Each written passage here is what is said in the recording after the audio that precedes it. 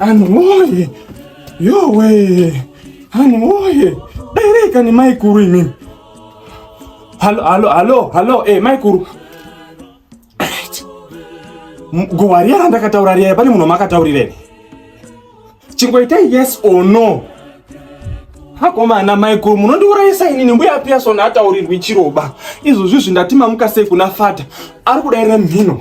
Munhu wese kumutima mukasei kudaira mhino. Saka zvazi meeting na 12 mukadzi wese.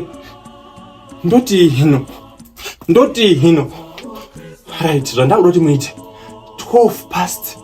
Dzikangosvika 12 past munofona. Zviri dramatic. Mototi kwafiwa. Ini ndichabvawo zviri dramatic pakuda dramatic exit. Ndonyarira paiko ndochinja machechi kangani.